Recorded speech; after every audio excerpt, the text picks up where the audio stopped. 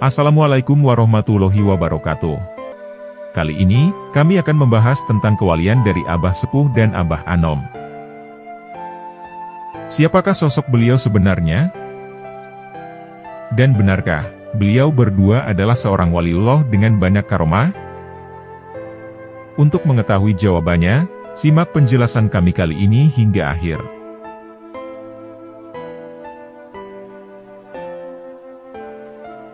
Abah Sepuh.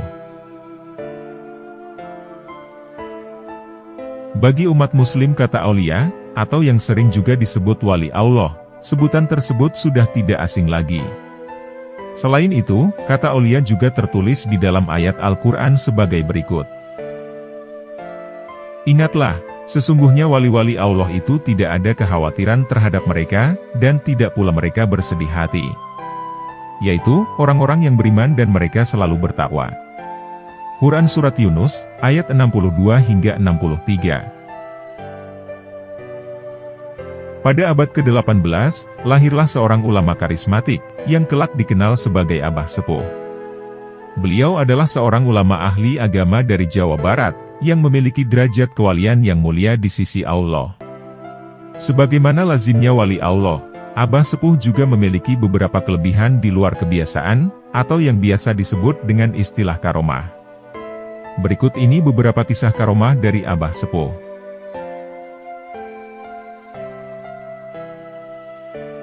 Membantu Bupati Ciamis. Dikisahkan, Bupati Ciamis berencana mengalihfungsikan rawa Lebok menjadi lahan pertanian. Namun rawa ini terkenal angker, dan tak sedikit pekerja yang membuka rawa itu jatuh sakit, dan bahkan sampai meninggal dunia. Akhirnya, Bupati Ciamis meminta bantuan kepada Abah Sepuh.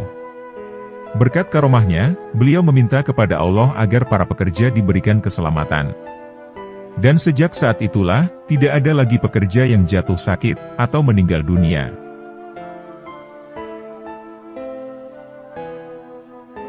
Keajaiban Sholawat Bani Hashim. Waktu itu, Abah Sepuh mendapat tugas dari gurunya, Syekh Tolhah Kalisapu Cirebon.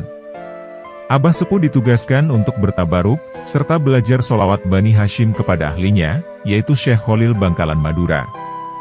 Pada waktu itu, Abah Sepuh harus berjalan kaki dari Cirebon ke Madura, bersama 11 orang murid-murid Syekh Tolhah lainnya. Sehingga, semua rombongan berjumlah 12 orang. Singkat cerita, sampailah mereka ke Alas Roban, sebuah hutan yang berada di antara Pekalongan dan Kendal. Waktu itu, hari menjelang malam dan sudah saatnya sholat maghrib. Lalu, ke-12 orang itu semua memasuki masjid, yang saat itu ada orang tua yang sudah berdiri menjadi imam. Orang tua itu lantas membaca niat dengan bacaan, Usolli Fardhol Maghribi, pitik ireng, pitik putih, wedus gembel, mendo, kebo, pada melebu kabeh. Maring kandenge. Allahu Akbar. Yang artinya, saya niat sholat maghrib, ayam hitam, ayam putih, kambing, domba, kerbau, semuanya masuk ke dalam kandangnya masing-masing. Allahu Akbar. Begitu mendengar imam membacakan hal itu, spontan seluruh rombongan membubarkan diri dari barisan jamaah sholat maghrib, kecuali Abah Sepuh. Kemudian satu demi satu dari mereka kembali lagi ke Cirebon. Lain halnya dengan Abah Sepuh. Begitu selesai sholat, imam menoleh kepada Abah Sepuh yang tinggal seorang diri. Selanjutnya imam berkata sambil tersenyum. Begitulah orang yang menggunakan otak dan memakai metode. Setan berpikir di hadapan Allah sewaktu diperintah sujud. Dan kenapa Abah Sepuh tetap bermakmum? Sebab, beliau cerdas dan mengetahui hukumnya. Sekalipun imam mengucapkan seperti itu, sholatnya tetap sah. Sebab, ucapan tersebut dilakukan di luar sholat. Singkat cerita, Abah Sepuh sampai di Bangkalan seorang diri. Di sana beliau langsung diijazahi sholawat Bani Hashim oleh Syekh Khalil Bangkalan. Pada saat pulang, Abah Sepuh diantar ke tepi pantai dan disediakan perahu, yang hanya muat untuk seorang diri. Beliau mencari-cari pendayung tetapi tidak menemukan. Akhirnya dengan penuh keyakinan, beliau niat membaca sholawat Bani Hashim. Subhanallah. Tiba-tiba perahu bergetar dan mulai bergerak-gerak, pada saat Abah Sepuh memulai membaca sholawat. Ibarat perahu bot dinyalakan mesinnya kalau di zaman sekarang. Abah Sepuh berpikir, pastilah sholawat Bani Hashim dayungnya. Begitu selesai pembacaan sholawat Bani Hashim, tiba-tiba perahu melesat ke arah barat hingga sampai ke Cirebon. Di pantai Cirebon, Syekh Tolha menyambut murid terbaiknya, yang telah berhasil menjalankan tugasnya. Setelah peristiwa itu, Abah Sepuh mengijazahkan kembali sholawat Bani Hashim tersebut kepada Abah Anom, sang putra mahkota, yang sekaligus menjadi penerus estafet kemursyidhan Tarekat Qadiriyah wa Naqsabandiyah Pondok Pesantren Suryalaya.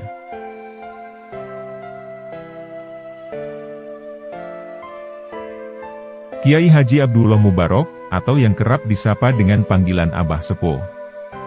Beliau lahir pada tahun 1836, di Kampung Cicalung, Kecamatan Tarikolot, Kabupaten Sumedang, Jawa Barat. Pada saat ini, kampung tersebut masuk ke dalam wilayah Desa Tanjung Sari, Kecamatan Pagrageung, Kabupaten Tasikmalaya. Abah Sepuh merupakan putra dari Raden Muhammad Nurapraja.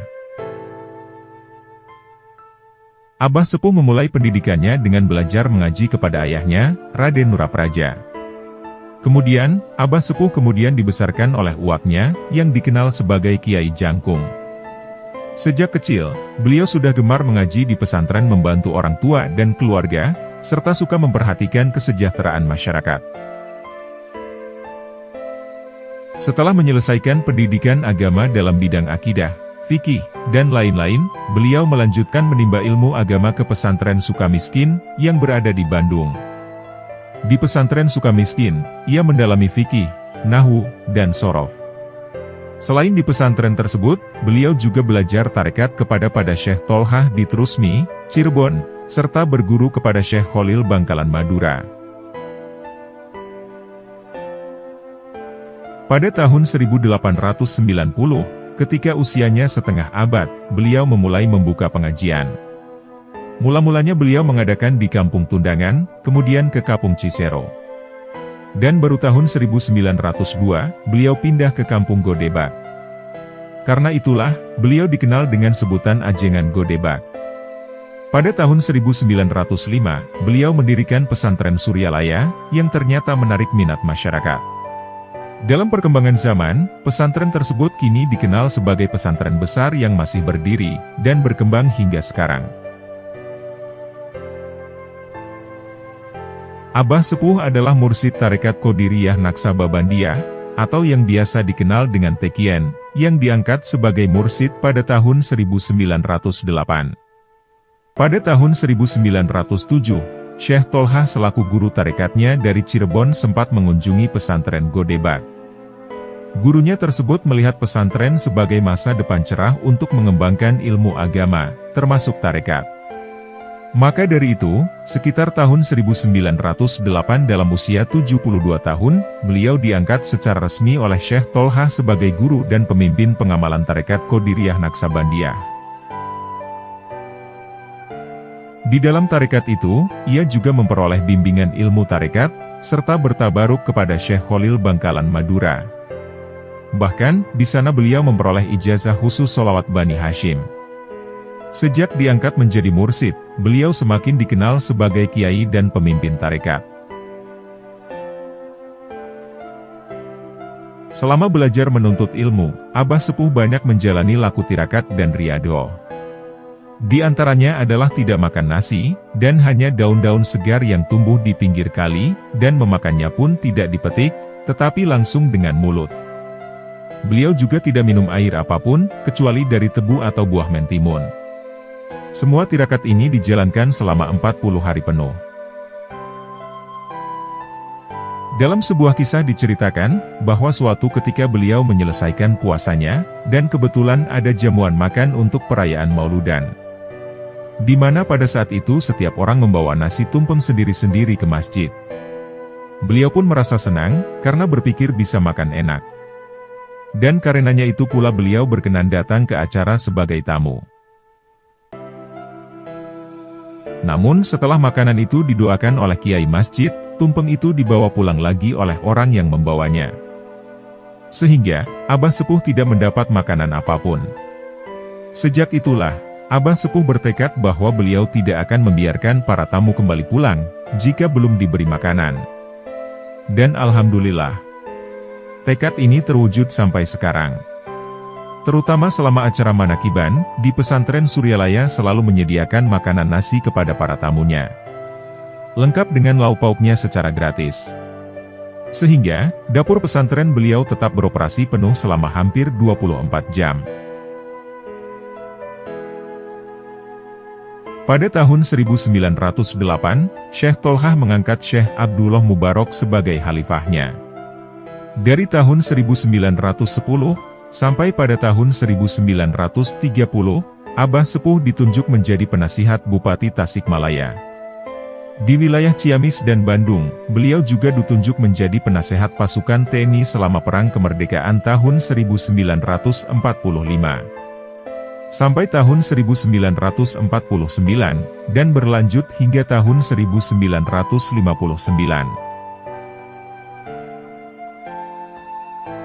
Tak hanya aktif dalam dunia thorikoh, Abah Sepuh juga memiliki peran penting dalam ranah politik di Nusantara, baik secara langsung, maupun tidak langsung. Dan berikut ini adalah beberapa peran penting Abah Sepuh terhadap bangsa Indonesia. Pada tahun 1910 hingga tahun 1930, beliau diangkat menjadi penasihat oleh Kepala Daerah Tasikmalaya, Ciamis, dan Bandung, sehingga syiar thorikoh beliau bertambah maju di daerah-daerah tersebut dan sekitarnya. Pada tahun 1926, beliau berhasil mencegah rencana pembunuhan Bupati Ciamis oleh komunis. Saat komunis akan menyerang rumah sang bupati, diceritakan bahwa Abah Sepuh sedang berada di dalam rumah bupati tersebut. Beliau kemudian berada di paling depan, berhadapan dengan para komunis yang akan menyerang bupati. Berkah dari karomah Abah Sepuh, semua senjata komunis yang diarahkan, tiba-tiba berbalik kembali kepada para komunis yang menyerang, sehingga mereka pun bisa ditaklukkan. Pada tahun 1945 hingga tahun 1949, penasihat Angkatan Perang Dewan Indonesia untuk Kemerdekaan. Kedudukan ini kemudian beliau jalani sampai dengan tahun 1956. Pada tahun 1945 hingga tahun 1950, beliau menolak kerjasama dengan penjajah Jepang. Beliau juga secara tidak langsung, membantu Angkatan Perang Indonesia melawan tentara Belanda yang menjajah kembali Indonesia. Beliau juga sukses membujuk Era Wiranata Kusumah, Wali Negeri Pasundan Jawa Barat, Republik Indonesia Serikat, negara boneka bentukan Belanda, untuk menyerah dan kembali setia kepada Negara Kesatuan Republik Indonesia. Beliau dan keluarga serta murid-muridnya sangat menentang pemberontakan DITI yang didalangi oleh Kartosuwiryo. Abah Sepuh juga termasuk dari tokoh-tokoh di Indonesia yang menyarankan agar bendera negara berwarna merah putih. Dan di tahun 1930-an beliau sudah mengatakan bahwa kelak merah putih akan berkibar di Nusantara. Selain mengajarkan tarekat Qadiriyah wa Naqsyabandiyah, Abah Sepuh juga memberi banyak ajaran agama, sosial, dan kemasyarakatan. Salah satu ajaran yang senantiasa dirujuk dan dibaca di setiap acara manakiban adalah tanbih, atau wasiat beliau, yang ditujukan kepada khususnya ikhwan atau murid tarekat. Secara garis besar wasiat ini mengajak segenap pengikut tarekat beliau, untuk mengamalkan ajaran Islam pada umumnya, dan tarekat pada khususnya dengan sekuat-kuatnya serta penuh kesungguhan.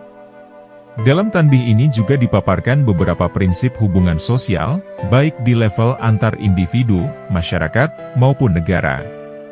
Menurut Abah Sepuh, seorang pengamal tarekat Qadiriyah wa Naqsyabandiyah harus menunjukkan kebajikan sosial yang dilandaskan pada kesucian hati.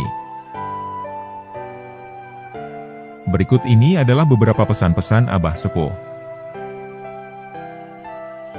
Terhadap orang yang lebih tinggi daripada kita, baik lahir maupun batin, harus kita hormati, begitulah seharusnya hidup rukun, saling harga-menghargai. Terhadap sesama yang sederajat dengan kita dalam segala-galanya, jangan sampai terjadi persengketaan.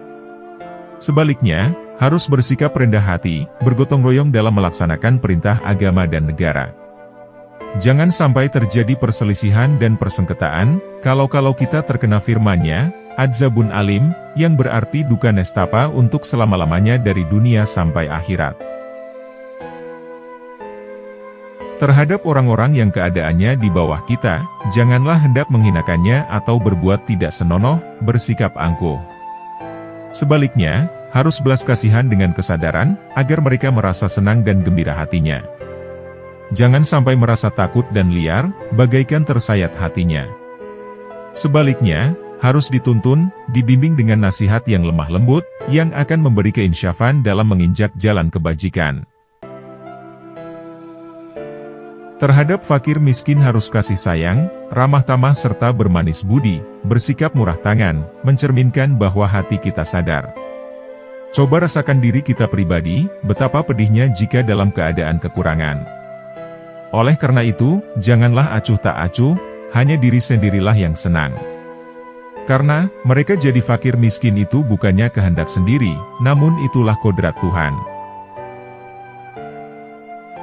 Mengenai tujuan pengamalan tarekat yang dipimpinnya, Abah Sepuh menyatakan bahwa amalan tersebut, sebaik-baiknya guna mencapai segala kebajikan lahir dan batin, menjauhi segala kejahatan lahir dan batin, yang berhubungan dengan jasmani maupun rohani, yang selalu diselimuti nafsu dan digoda oleh tipu daya setan. Pada tahun 1952 beliau memperoleh gelar Abah Sepuh. Pada saat yang sama, beliau sudah menyiapkan putranya yang kelima yang dikenal sebagai Abah Anom, untuk menggantikannya sebagai pimpinan pesantren tarekat ini. Menjelang akhir hayatnya Abah Sepuh tinggal di Tasikmalaya, di rumah keluarga Haji Sobari. Setelah menjalani masa yang cukup panjang, Abah Sepuh wafat pada tanggal 25 Januari, tahun 1956. Beliau wafat pada usia yang cukup panjang, yaitu pada usia 120 tahun. Beliau meninggalkan sebuah lembaga pondok pesantren Suryalaya, yang sangat berharga bagi pembinaan umat manusia. Pesantren tersebut kemudian dilanjutkan oleh Abah Anom, sang putra mahkota yang sudah dipersiapkan sejak awal. Putranya yang kelima tersebut juga melanjutkan dan menggantinya dalam mursyid tarekat Qadiriyah Naksabandiyah.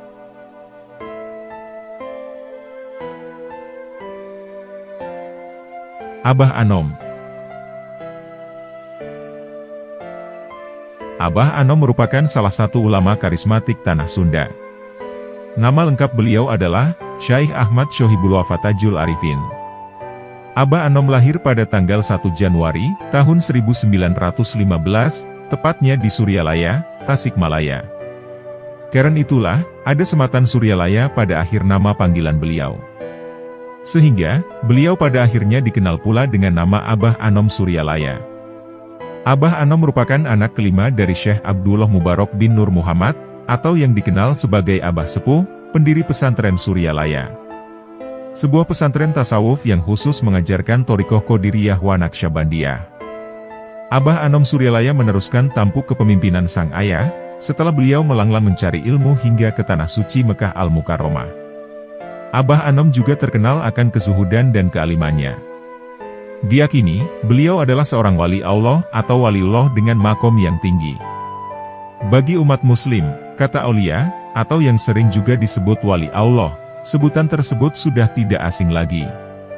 Selain itu, kata aulia juga tertulis di dalam ayat Al-Quran sebagai berikut. Ingatlah, sesungguhnya wali-wali Allah itu tidak ada kekhawatiran terhadap mereka, dan tidak pula mereka bersedih hati. Yaitu, orang-orang yang beriman dan mereka selalu bertakwa. Quran Surat Yunus, ayat 62 hingga 63. Di antara para aulia ilah tersebut adalah Syekh Ahmad Shohibul Wafatajul Arifin. Beliau juga dikenal dengan nama Abah Anom, sang mursyid Thariqah Qadiriyah Naksabandiyah. Abah Anom dikenal memiliki murid puluhan ribu yang tersebar sampai ke mancanegara.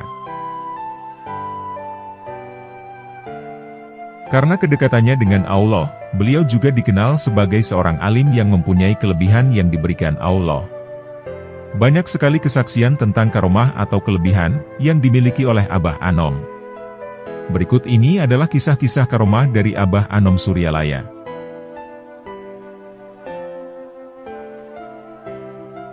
Kanker rahim jadi janin hidup. Cerita ini diambil dari ceramahnya Kiai Haji Muhammad Gaus Saifullah Al-Maslul, atau Ajengan Gaos. Beliau adalah salah satu wakil talqin Thoriqoh Qadiriyah Naqsyabandiyah, Pondok Pesantren Suryalaya Tasikmalaya, Jawa Barat. Kiai Haji Maksum memiliki seorang istri yang sedang mengandung. Menurut vonis dokter, kondisi istri Kiai tersebut bukanlah kehamilan normal, yang biasanya terjadi pada seorang wanita. Istri Kiai Haji Maksum ternyata divonis menderita kanker, dan harus segera dioperasi. Sang Kiai akhirnya datang ke Suryalaya, dan ingin bertemu dengan Abah Anom. Tujuan kedatangannya adalah untuk meminta doa beliau, agar istrinya diberi kelancaran saat operasinya nanti. Ketika Kiai Maksum mengutarakan maksudnya tersebut, Abah hanya berkata, "Iya, jadi manusia," ucap Abah Anom. Maksudnya adalah, dengan izin Allah, semoga kandungan istri Kiai Maksum menjadi manusia. Dan ternyata, baru saja istri Kiai Maksum satu langkah keluar dari rumah Abah Anom, dia tiba-tiba merasakan gerakan-gerakan dalam rahimnya itu. Subhanallah. Kontan saja istri Kiai Maksum kaget, dan langsung memeriksakan kandungannya ke dokter.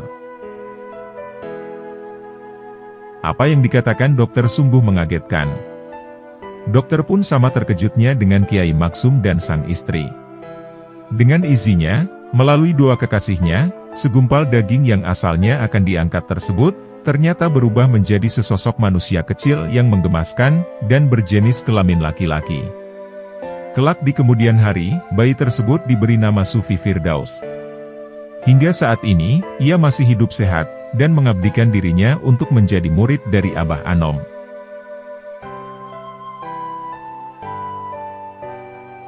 Ditantang adu kesaktian. Diceritakan Bapak Ej Juwardi, ada seorang ulama yang dikenal sakti mandraguna tanpa pilih tanding, namanya Kiai Juret.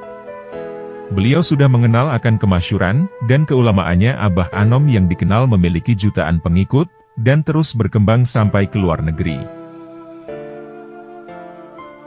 Suatu hari, Kiai tersebut memiliki rencana untuk menguji karomah Abah Anom dengan kesaktian yang dimilikinya. Kiai tersebut datang ke Pondok Pesantren Suryalaya dengan satu bis, yang membawa 70 santrinya. Semua santri kemudian disebar di sekitar pesantren Suryalaya. Setelah Kiai itu masuk ke halaman Abah Anom, tidak disangka, Abah Anom sudah berada di depan madrasah, dan menyuruh Kiai itu untuk masuk. Abah Anom menyuruh Kiai itu beserta 70 santrinya, agar segera masuk ke dalam madrasah. Kiai tersebut merasa kaget dengan penglihatan batin beliau. Kemudian Abah Anom meminta Kiai tersebut dan para santrinya untuk makan dahulu, yang telah beliau sediakan di madrasah. Di dalam madrasah, Kiai Juret memuji Abah Anom, tentang pesantren beliau yang sangat luas dan indah. Akan tetapi, pujian itu dibumbui dengan kritik secara halus tentang kekurangan pesantrennya. Yaitu, tidak adanya burung cendrawasih, burung yang terkenal akan bulunya yang indah. Beliau hanya tersenyum dan menimpalinya dengan jawaban yang singkat. Tentu saja Kiai. Sesuatu di luar jangkauan akal terjadi, setelah terucap jawaban dari Abah Anom. Tiba-tiba muncullah burung cendrawasih berbulu indah, melayang-layang di dalam madrasah yang sesekali hinggap. Kejadian itu membuat Kiai Juret terpesona akan karomah yang dimiliki beliau. Kiai itu pun kemudian diam 1000 bahasa. Ada sebuah keajaiban lagi pada waktu itu. Ketika makan dengan para 70 santrinya, nasi yang disediakan dalam bakul kecil itu tidak pernah habis. Hal itu mengingatkan akan kejadian mujizatnya Rasulullah Shallallahu Alaihi Wasallam. Kiai Juret sangat kagum akan karomah yang dimiliki beliau, dan merasa kesaktian yang dimilikinya, dan dibanggakannya itu sudah tidak ada artinya di hadapan Abah Anom. Memanglah benar, ada sebuah ungkapan, di atas langit ada langit. Namun, Kiai Juret masih penasaran dan tidak mau kalah begitu saja. Setelah makan, Kiai tersebut meminta kepada Abah Anom untuk mengangkat kopiah atau peci miliknya. Yang mana, sebelumnya para santri sudah mencoba mengangkat, tapi tidak ada yang bisa. Subhanallah. Hanya dengan tepukan tangan Abah Anom ke lantai, peci itu terbang melayang-layang. Kiai Juret kemudian merasa malu, dan kalah lagi. Selanjutnya, Kiai tersebut mengeluarkan batu yang telah disediakan sebelumnya. Dan batu itu dipukul dengan kekuatan tangannya sendiri, sehingga batu itu terbelah menjadi dua. Sedangkan, belahannya diberikan kepada Abah Anom. Kiai Juret lalu meminta kepada Abah Anom untuk memukulnya, sebagaimana yang telah ia contohkan sebelumnya.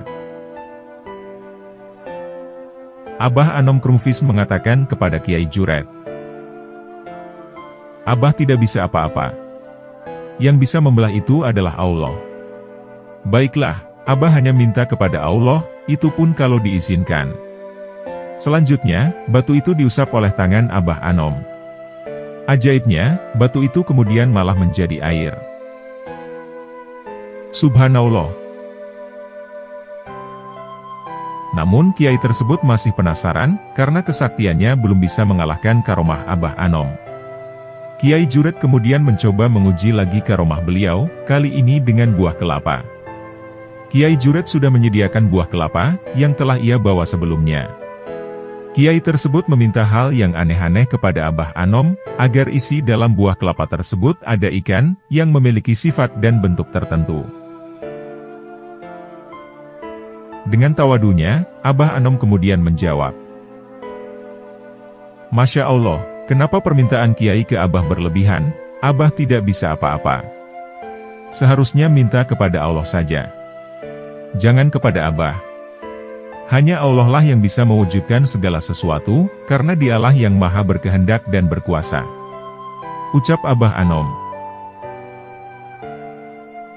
Kiai itu masih penasaran akan permohonannya kepada Abah Anom. Selanjutnya Abah Anom berkata lagi, "Baiklah kalau begitu, kita memohon kepada Allah. Mudah-mudahan Allah mengabulkan kita." Setelah berdoa, beliau menyuruh kelapa itu untuk dibelah dua. Dan dengan izin Allah, di dalam buah kelapa itu ada ikan yang sesuai dengan permintaan Kiai Juret. Subhanallah. Selanjutnya, entah dari mana datangnya, di tangan Abah Anom sudah ada ketepel. Dan kemudian ketepel itu diarahkan lalu ditembakkan ke langit-langit madrasah. Yang terjadi sungguh di luar jangkauan akal. Tiba-tiba muncullah dari langit-langit, seekor burung putih yang jatuh di hadapan Kiai Juret dan Abah Anom. Setelah kejadian itu, Kiai Juret menangis di pangkuan Abah Anom. Kiai Juret lalu sadar, dan memohon maaf atas kesombongan, serta kesalahannya. Akhirnya Kiai Juret memohon kepada Abah Anom, untuk diangkat menjadi muridnya, dan menjadi seorang pengamal Thorikot Qadiriyah wa Naqsyabandiyah. Kiai itu kemudian ditalkin, serta diajarkan zikir Thorikat Qadiriyah wa Naqsyabandiyah. Dengan talkin zikir itulah, bisa menyadarkan akan adanya Allah yang maha mengetahui atas perbuatan jahat makhluknya. Baik lahir, maupun batin, dan Allah maha kuasa atas segala sesuatu. Setelah ditalkin Kiai menangis di pangkuan Abah Anom sampai tertidur. Anehnya, setelah bangun dari tidur, Kiai Juret sudah berada di masjid. Subhanallah.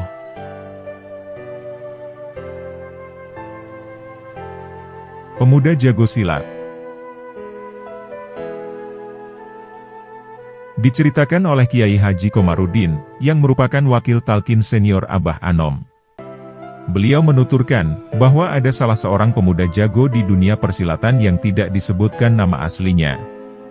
Pada suatu hari, pemuda tersebut mendatangi Abah Anom, dengan maksud menantang untuk berduel dengannya. Hal itu lantaran pemuda tersebut mendengar kemasyhuran nama Abah Anom.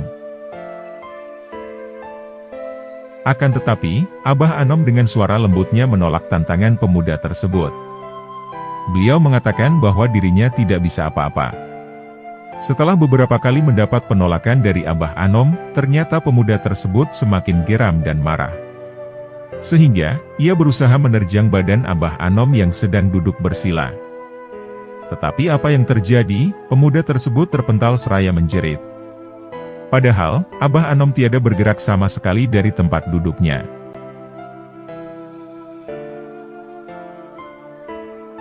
Abah Anom dan jagoan dari Surabaya. Kiai Haji Muhammad Ali Hanafiah Akbar, itulah nama seorang kiai yang berasal dari Surabaya. Tidak terbayangkan, kiai pemimpin pesantren tersebut adalah mantan jagoan jalanan. Ini berdasarkan cerita beliau sendiri, bahwa dirinya sejak kecil tidak kepikiran punya cita-cita jadi kiai, apalagi memimpin pesantren. Akan tetapi, cita-citanya sejak kecil adalah ingin menjadi seorang jagoan. Keinginannya yang sangat kuat inilah, membuatnya sangat gigih di dalam mendalami ilmu kanuragan atau ilmu bela diri. Bahkan, setiap ada orang yang terkenal jago silat, pasti bakal ia datangi. Berbekal ilmunya tersebut Ali berusaha menjadi jagoan jalanan di Surabaya dan akhirnya ia pun hijrah ke Jakarta. Dan di Jakarta, ia menjadi tukang pukul salah satu perusahaan. Bahkan, karena kemampuannya berkelahi yang tidak terkalahkan, ia pernah dikontrak oleh Edi Tansil untuk mengamankan proyek besar. Ternyata hidayah merubah jalan hidup jagoan ini. Ia kemudian bertemu dengan salah seorang murid Abah Anom. Dan entah apa yang terjadi di dalam hatinya, terbesitlah keinginannya bertemu dengan Abah Anom, mursid Thorikoh Qadiriyah wa Naqsyabandiyah. Ia pun kemudian pergi dari Jakarta, bermaksud menemui Abah Anom. Dan maksudnya pun terlaksana, dan ia mendapat talqin zikir oleh Abah Anom. Setelah itu, Abah Anom menyuruhnya pulang. Rupanya, setelah itu hatinya berkecamuk, dan ia pun kemudian mengeluh. Jauh-jauh datang dari Jakarta, cuma diajarin zikir. Tetapi ada sesuatu yang terjadi setelahnya. Ketika dalam perjalanan, mulutnya terasa terkunci, enggan berbicara kepada siapapun. Bahkan ia disangka orang stres. Dari diamnya ia merasa Abah Anom selalu di sampingnya, dan mengajarinya berbagai macam ilmu tentang agama. Dan entah kenapa, setelah mulut mau berbicara kembali, tiba-tiba ia sudah bisa ceramah mengenai ilmu-ilmu agama. Di kemudian hari, akhirnya beliau mendirikan pesantren, dan mendapat khirkah sebagai wakil talqin Abah Anom di Surabaya.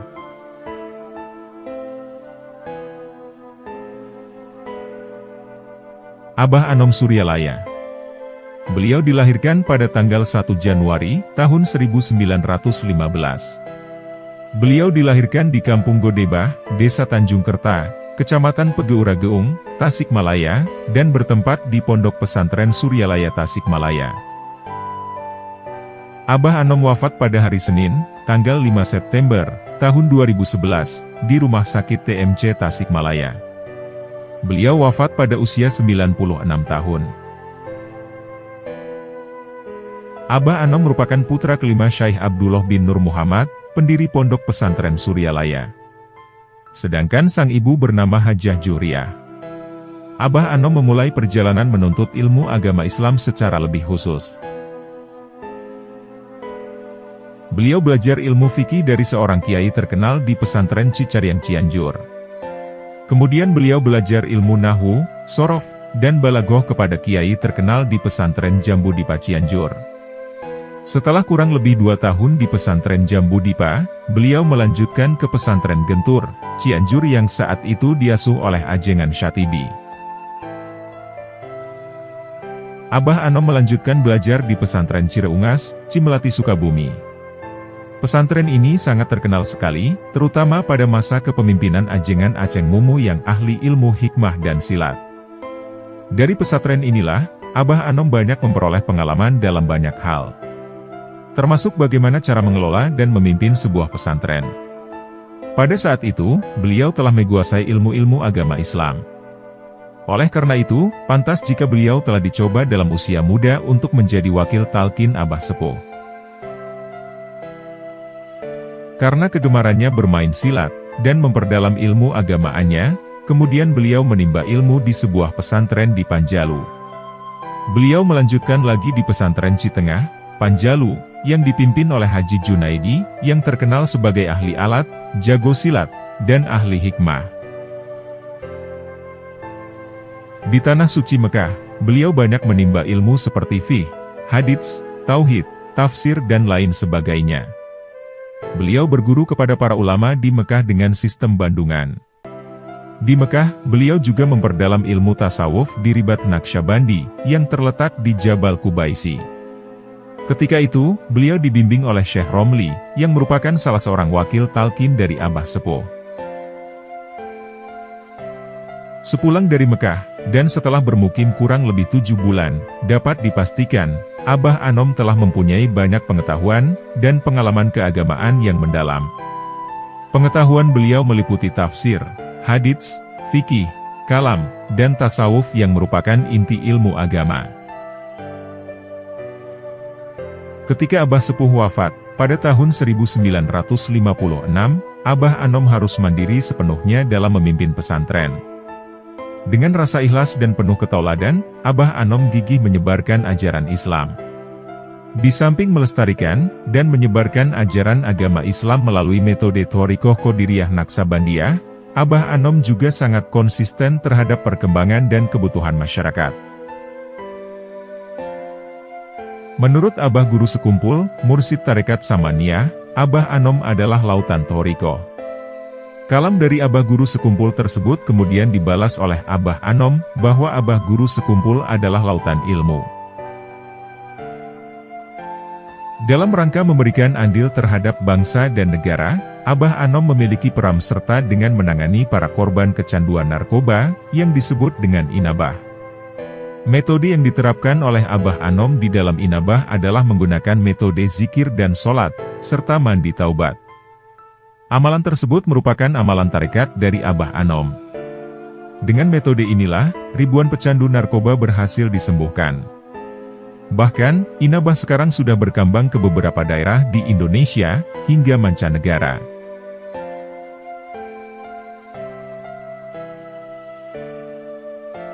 Demikianlah pembahasan dari kami, tentang kisah kewalian dari Abah Sepuh dan Abah Anom. Semoga Allah Subhanahu wa Ta'ala mengumpulkan kita dengan para kekasihnya, di dunia maupun akhirat.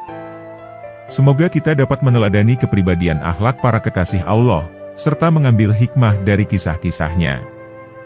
Dan semoga dengan apa yang telah kami sampaikan, dapat menambah ketakwaan kita kepada Allah Subhanahu wa Ta'ala. Wallahu a'lam bishawab.